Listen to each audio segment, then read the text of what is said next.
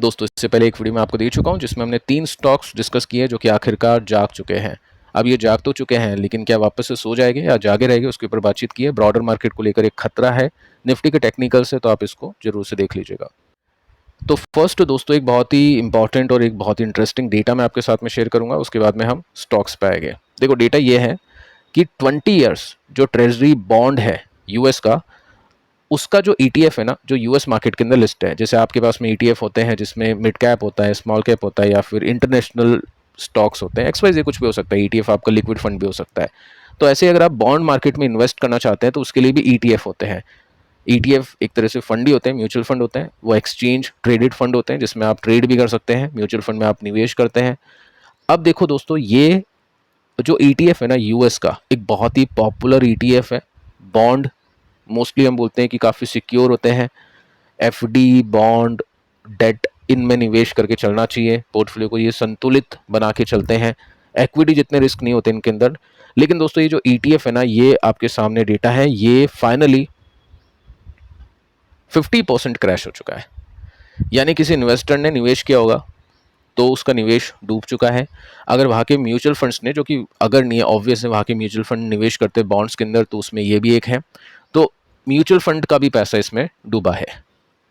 ठीक है, अब ऐसा क्यों हो गया, फर्स्ट हम ये देखते हैं। और ऐसा क्या इंडिया में भी हो सकता है, उसके ऊपर भी बातचीत करते हैं। क्योंकि आपके पास में कुछ फंड्स हो सकते हैं जिसमें डेट है, या आपके पास में कुछ म्यूचुअल फंड हो सकते हैं जिसमें डेट होता है। आपने इमरजेंसी फंड भी उसमें रखा होगा, या फिर ऑब्वियसली रखा होगा, लोग रखते हैं लिक्विड फंड के अंदर, तो उसके ऊपर बातचीत कर लेते हैं। तो फर्स्ट देखिए दोस्तों, यहाँ पे इंडिया में क्या ऐसी सिचुएशन आ सकती है क्या, तो ये आंसर है यस, आ सकती है। कभी कभी क्या होता है कि ऐसी सिचुएशन आ जाती है, लेकिन इंडिया में इतनी बड़ी गिरावट आनी कोई ज़रूरी नहीं है। गिरावट हो सकती है बॉन्ड के अंदर, लेकिन इतनी बड़ी गिरावट होनी जरूरी नहीं है। क्यों नहीं है उसको भी देख लेते हैं। फर्स्ट हम बात करते हैं कि इंडियन मार्केट के अंदर अगर आप बॉन्ड में निवेश करते हैं तो कौन कौन से बॉन्ड्स में ये खतरा है जो यूएस में हुआ है। तो नेम आप देख सकते हैं कि जो भी बॉन्ड गवर्नमेंट सिक्योरिटी बॉन्ड होते हैं, जिसमें जी सिक्योरिटी बोलते हैं, गिल्ड फंड होते हैं, ये दो कैटेगरीज हैं जो काफ़ी रिस्की होती है। इनमें अगर आप देखोगे ना रिटर्न्स कि यार मेरे लिक्विड फंड में तो 6% मिलता है, कॉर्पोरेट बॉन्ड मुझको 7% दे रहा है, लेकिन ये तो 12% दे रहे हैं। निफ्टी भी ऐसे रिटर्न्स नहीं दे पाता है क्योंकि उसमें रिस्क होता है, वॉलेटिलिटी होती है। यहाँ पे तो इतना रिस्क नहीं है, तो मैं उसमें निवेश करता हूँ। तो बहुत बड़ी गलती आप करोगे। मैंने आपको बॉन्ड के भी वीडियोस दिए हैं जिसमें मैंने आपको कॉर्पोरेट बॉन्ड की बात की है। कॉर्पोरेट बॉन्ड यानी जो कॉर्पोरेट कंपनीज को डेट देते हैं, उसकी बेसिस पे ब्याज मिलता है। उनमें इतना रिस्क नहीं है, उनमें रिटर्न्स भी बहुत अच्छे मिलते हैं लिक्विड फंड के कंपैरिजन में। लेकिन जी सिक्योरिटीज़, जिसमें गवर्नमेंट सिक्योरिटीज़ होती है, गिल्ड फंड होते हैं, उसमें रिटर्न्स और भी ज़्यादा मिलते हैं, बट वो काफ़ी अनप्रिडिक्टेबल होते हैं, उनमें साइकिल्स होती है, तो वो जाननी आपके लिए ज़रूरी है। तो अगर आपने गलती की है ये देख कर कि मैं तो चलो यार डेट में पैसे लगाता हूँ, बहुत अच्छे रिटर्न्स मिलेगी, गिल्ड फंड आपने ले लिए हैं, सरकारी सिक्योरिटी आपने खरीद ली है, तो दिक्कत हो सकती है। अब देखो यहाँ पे क्या है, इंडिया में 20-30 साल के बॉन्ड ईल्ड मान लो 7% है। देखो हुआ क्या है वो समझो। सबसे पहले इन्फ्लेशन बढ़ गया, तो इन्फ्लेशन बढ़ता है तो बॉन्ड ईल्ड भी बढ़ती है। ठीक है, ये रेट, इंटरेस्ट रेट बढ़ती है, हम ये बोल सकते हैं, बॉन्ड ईल्ड नहीं, इंटरेस्ट की रेट बढ़ती है, जैसे हम बोलते हैं रेट हाइक हो गई, वो सब चीज़ें। तो 7% पहले ब्याज मिल रहा था, तो अब कितना मिलेगा, 9% मिलेगा। अब वो 9% किस पे मिलेगा, कौन से बॉन्ड पे मिलेगा, जो अभी वाले बॉन्ड है, क्योंकि रेट तो अभी बढ़ी है। तो पिछले वाले जो बॉन्ड है वो 7% वाले थे, अब वो बॉन्ड की जो वैल्यू है वो कम हो गई है, उनको कौन खरीदेगा, उनको तो बेचेंगे। तो ऐसे करके जो पुराने बॉन्ड होते हैं उनके प्राइसेस गिरते हैं और ये सिचुएशन आ जाती है। तो आइडेंटिफाई करना आना चाहिए कि कौन से बॉन्ड परचेस करने हैं, कब एग्जिट करनी है, कब एंट्री करनी है, साइकिल्स का काम है। अपोजिट में भी हो सकता है कि आपको बहुत पैसा बन जाए, इन बॉन्ड्स में बहुत अच्छा पैसा भी बनता है। ये जस्ट मैं आपको सिखा रहा हूँ कि ये बहुत ट्रिकी काम है, ये एक्सपर्ट के लिए ही अच्छा है। आप खुद से ना करें, या करो तो फिर आपको पूरी साइकिल आनी चाहिए। अपोजिट में क्या होता है कि पुराने बॉन्ड अगर 7% का ब्याज दे रहे थे, क्योंकि ये लॉन्ग टर्म बॉन्ड है, 20-30 साल के बॉन्ड होते हैं ये, अभी रेट कट हो गई क्योंकि इन्फ्लेशन कम हो गया, तो कितनी हो गई है, 5% हो गई है। फिर क्या है, पुराने बॉन्ड की वैल्यू ज़्यादा हो गई है तो फिर एकदम से बहुत अच्छे रिटर्न मिलेंगे, बहुत अच्छी तेजी आएगी। तो ये सब चीज़ें आपको पता होनी चाहिए। 50% तक गिर चुके हैं, लेकिन प्रैक्टिकली इंडिया में ये पॉसिबल नहीं है। लेकिन फिर भी देखो, गिल्ड फंड जो सरकारी बॉन्ड्स होते हैं, ये 20 से लेकर 30% ईजिली गिर सकते हैं। 30% ऐसा म्यूचुअल फंड जो बहुत लो रिस्की है वो तक क्रैश हो सकता है। इसका मतलब ये नहीं कि बॉन्ड में पैसे नहीं लगाने चाहिए। इमरजेंसी फंड पार्क करना चाहिए, कॉर्पोरेट बॉन्ड के अंदर कर सकते हैं, लिक्विड फंड में कर सकते हैं। देखो बेसिकली तो सब लिक्विड फंड में बोलते हैं, लेकिन 1-2% ज़्यादा रिटर्न्स आपको कमाने हैं, थोड़ा सी वॉलेटिलिटी आप झेल सकते हैं, बहुत कम।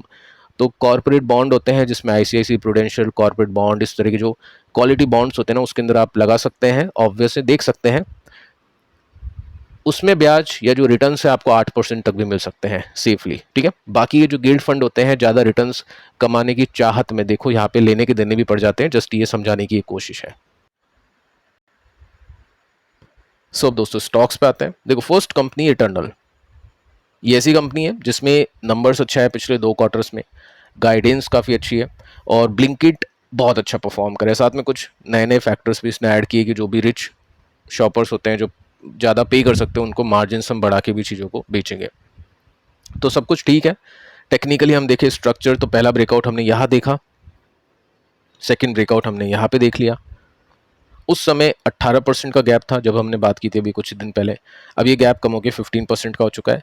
तो ऐसे करके स्विंग जो हम बोल सकते हैं पैटर्न्स होते हैं ना, वो बनते हैं, ठीक है। तो अभी इसमें चल रहा है वो स्विंग पैटर्न। इसके बाद में पॉलिसी बाजार, इसने भी काफ़ी अच्छी तेजी पकड़ी, 6% का जंप है आज।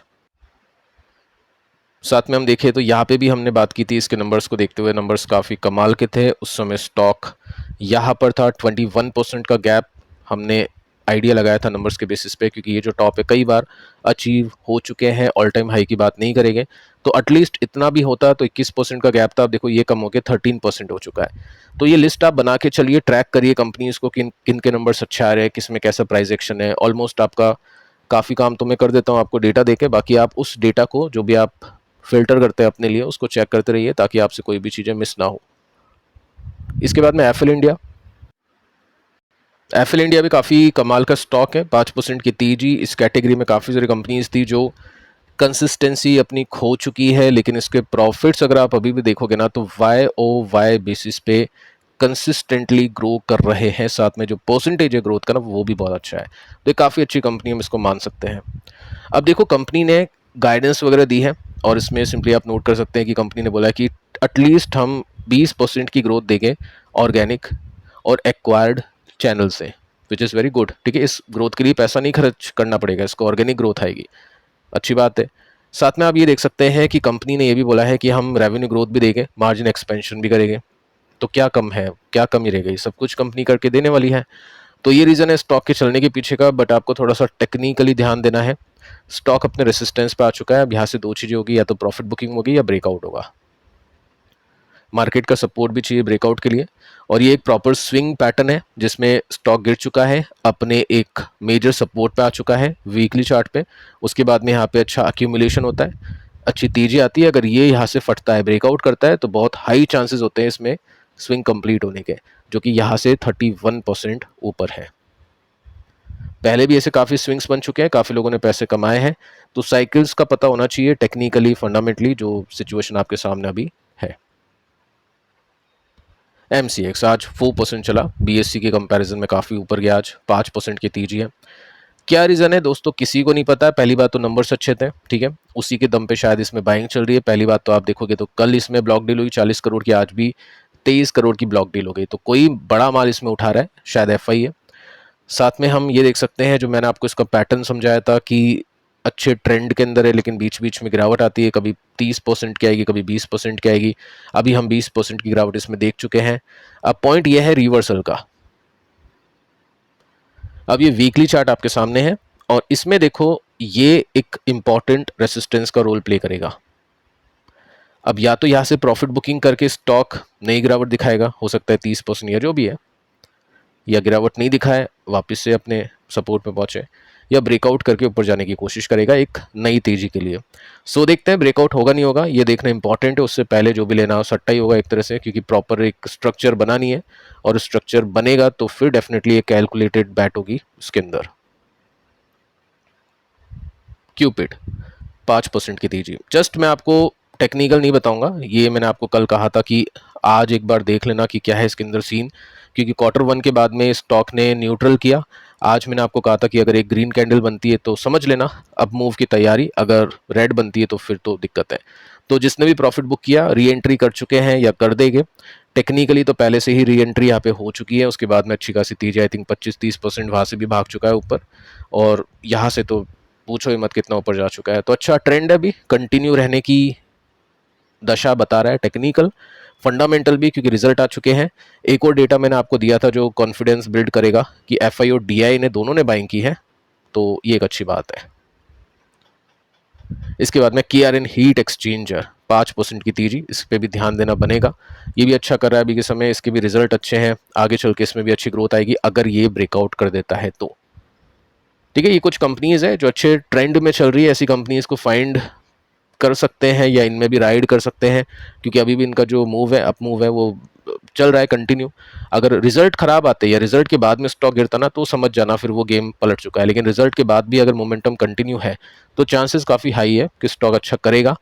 और रिजल्ट ऐसा नहीं कि टेक्निकल को देख लिया बस, रिजल्ट भी देखो, गाइडेंस भी देखो, तो दोनों चीज़ें इसमें अच्छी है, या तीनों चीज़ें हम बोल सकते हैं अच्छी है, टेक्निकल, रिजल्ट और गाइडेंस। एक साल में 262% रिटर्न्स, यहाँ से भी डबल से भी ज़्यादा हो चुका है निफ्टी, अभी यहीं पे, यहाँ पे हमने इसको डिस्कस किया था। ठीक है, आगे चलते हैं। RR केबल, आज इसमें तेजी बनी। पिछले वीडियो में हमने देखा फिनोलेक्स के रिजल्ट काफ़ी तबाही वाले थे, फिनोलेक्स यहाँ से काफ़ी ऊपर चला गया, ये यहाँ पे चला गया। गाइडेंस इसके भी काफ़ी मजबूत है, अच्छी ग्रोथ है, कोई भी गिरावट इसके अंदर इन्वेस्टर के लिए अपॉर्चुनिटी बनी हुई है। ठीक है, ये कुछ कंपनीज है जिनका ट्रेंड अभी चल रहा है, अब इनका ट्रेंड टूटेगा भी कभी, ऐसा नहीं कि ये कंपनीज हमेशा ऐसे चलेगी, वो साइकिल देखेंगे कब होगा जो भी होगा। बाकी फिलहाल अच्छी तेजी इसमें बन रही है। सो फिलहाल दोस्तों इस वीडियो में इतना ही, पिछले वीडियो को आप चेक कर लेना, मिलते हैं नेक्स्ट वीडियो में, तब तक के लिए बाय बाय।